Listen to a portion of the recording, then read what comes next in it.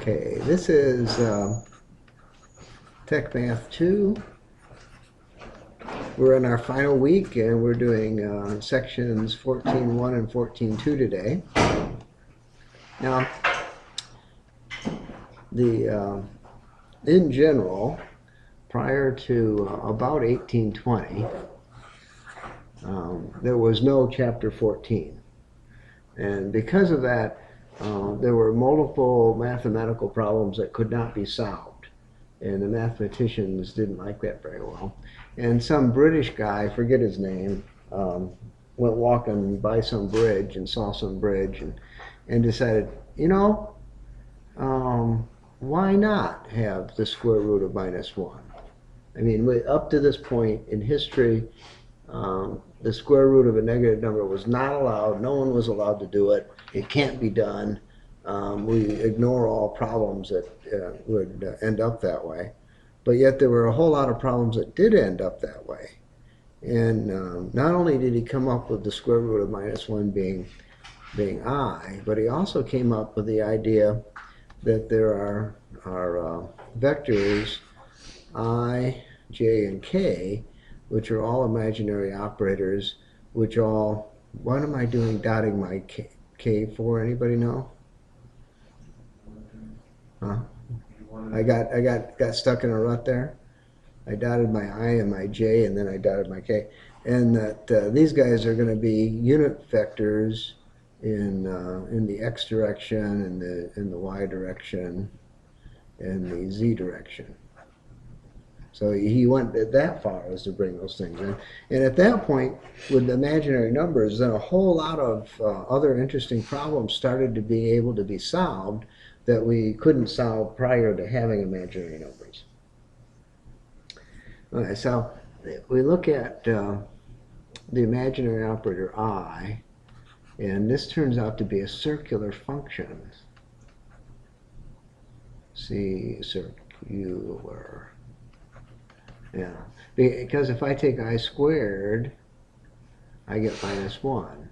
And if I take I cubed, I get -I. And if I take I to the 4th, I get 1. And if I go I to the 5th, I get I, and I start all over again. And I end up going around. And I said, well, what is the meaning of that, I wonder? Well, if I took a unit circle and I had I to the 0, what do I have? Well, I'm sitting there at 1. If I look at I, then I'm sitting there. And if I look at I squared, I'm sitting at -1. And if I look at I cubed, I'm sitting at -I.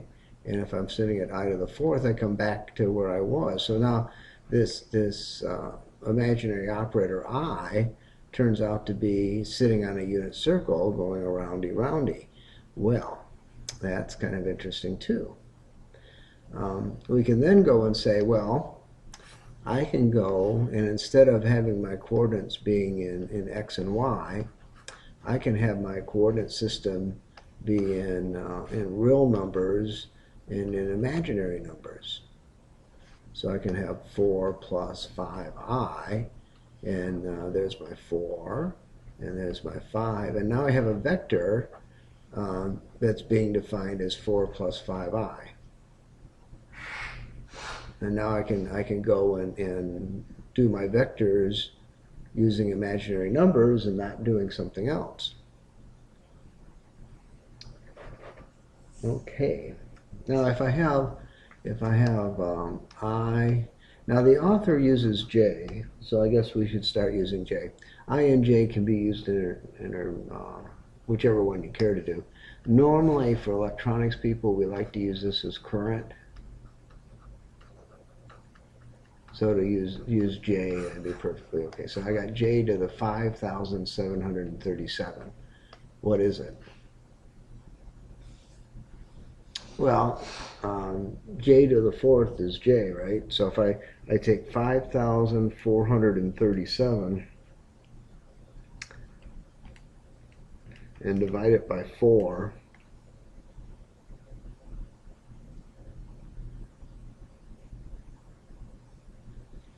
So I got 5,437, and I divide it by 4. I get some number 1359.25. I see the remainder is a quarter. So this is the same as j to the first. Yeah. If I would have been 0.50, then I would say that j squared, and 0.75, then it'd be j to the third. And if I don't have a remainder at all, then that would be 1. Okay, well, isn't that special? All right, so now I'm going to go and I'm going to add imaginary numbers. So I got a plus b j, and I'm going to add to it c plus dj. And, well, the real parts are going to add. So I'm going to have a plus c, and then the imaginary parts are going to add b plus dj. And if I subtract my imaginary numbers, the same thing's going to happen. If I put a negative sign there, a minus c plus b minus dj. I'd have to put parentheses around like that if I was doing that. Okay, so I can add and I can subtract, and that's all there is to do in this particular section. So we will do problem number 1. And I have the square root of minus 49. Well, we recognize 49 is 7 squared, right? So this is going to be minus, no it's not, it's going to be 7i. So this is going to be the same as the square root of 49 times I, 7i. Now, if my calculator happens to be in imaginary mode, so I go to mode, and down on the 4th column there's a real spot, and there's a place a plus bi, and I put myself in the a plus bi mode, and I say I want the square root of minus 49. Guess what I'm going to get? 7i. So I don't need, my calculator is going to do these problems whether I think about it or not. I'm going to look at number 3, and I see the square root of minus 64. I recognize 64 as 8 squared, so that's going to be 8i. I put it in my calculator, minus 64, square root, and I get 8i out of my calculator as well. Okay, we'll do number 8 next. Square root of minus 500.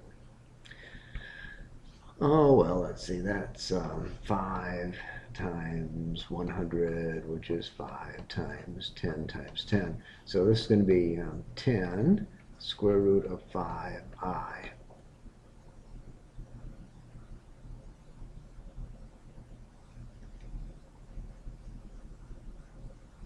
And see what my calculator does. Square root of minus 500. And it decides that we have a 2.36i.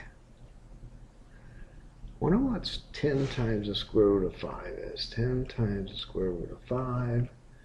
Yep, 22.36. Yep, same thing. Okay. Now we have to simplify. We'll do number 10. Yeah, we'll do number 10. We have j to the 34th. All right, well, j to the 34th would be j to the 32nd times j squared. And j to the 32nd is j to the 4th raised to the 8th, j squared. J to the 4th is 1, raised to the 8th is 1. This is minus 1, the whole thing. Now, I have an imaginary number key on my calculator, so I put I raised to the 34th, and I wonder what I'm going to get.